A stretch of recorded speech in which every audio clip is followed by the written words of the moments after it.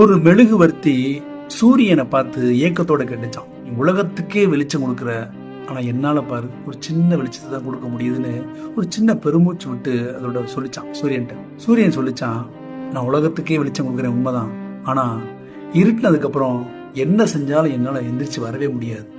அந்த இருட்டில் நீதான் ஒளியை கொடுக்குற, இருட்டுல ஒளியை கொடுக்கக்கூடியது உன்னுடைய தனிச்சிறப்பு. படைப்பில் எதுவும் சிறிதல்ல பெரிதல்ல, உன்னுடைய தனிச்சிறப்பு உனக்கானது, என்னுடைய தனிச்சிறப்பு எனக்கானதுன்னு சூரியன் சொல்லிச்சான். ஒரு அப்பார்ட்மெண்ட், அந்த அப்பார்ட்மெண்ட்ல 4 வீடு இருக்கு, உறுப்புல ஆளுங்க கூடியிருக்கிறாங்க. ஒரு அப்பார்ட்மெண்ட்ல ஒரு ஜட்ஜ் இருக்கிறாரு.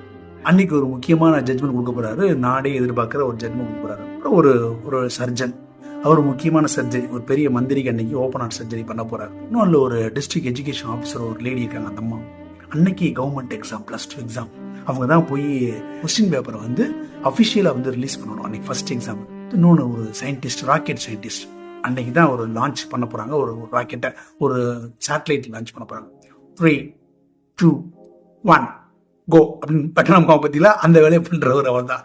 அவர் செஞ்சாகணும். இந்த மாதிரி 4 வீடு பொறுப்புள்ள மனிதர்கள் வாழ்றாங்க. போய் காலையில 6 மணிக்கு எந்திரிச்சு குடிக்கலாமோனா பொட்டு தண்ணி வரல. எல்லாரும் நம்மளே பாக்குறாங்க. டேங்க்ல இருந்து வர கேட் வால் பைப் எல்லாம் உடஞ்சு கடிச்சு தண்ணி போட குட்டி ஒரு பொட்டு தண்ணி இல்லை எங்கேயுமே. பிளம்பர் கடிக்கிறாங்க, பில்டிங் பிளம்பருக்கு. பிளம்பர் ஞான் போன் எடுக்க மாட்டேங்கிறாரு. அவர் நைட் எங்கேயோ வேலை பார்த்துட்டு லேட் நைட் வந்து படுத்துக்கிட்டாரு.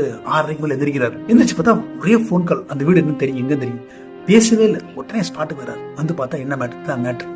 மணி 6:45 ஆகுது, கடையெல்லாம் இருக்காது. உடனே ஒரு எலக்ட்ரிக்கல் கடை, தெரிஞ்ச கடைக்கு அடிக்கிறாரு. இப்பா எமர்ஜென்சி வாப்பா நீ. அவனும் யோசிக்கவே இல்லை, உடனே கிளம்பி அடிச்சு பிடிச்சி வர்றாங்க. வந்து கடையை திறந்து பைப்பு கேட் பால்லாம் எடுத்து கொடுக்குறாங்க. வந்து ஞானராஜ் எல்லா வேலையும் பார்த்துக்கிட்டு 7:30 ரெடி பண்ணி கொடுத்து மோட்டரை போட்டு தண்ணியை வர வச்சுறாரு. எல்லாரும் குளிச்சு குளிச்சு 9 o'clock 9:30 எல்லாரும் ஆன் டேபிள் அவங்க டியூட்டிக்கு போயிடுறாங்க.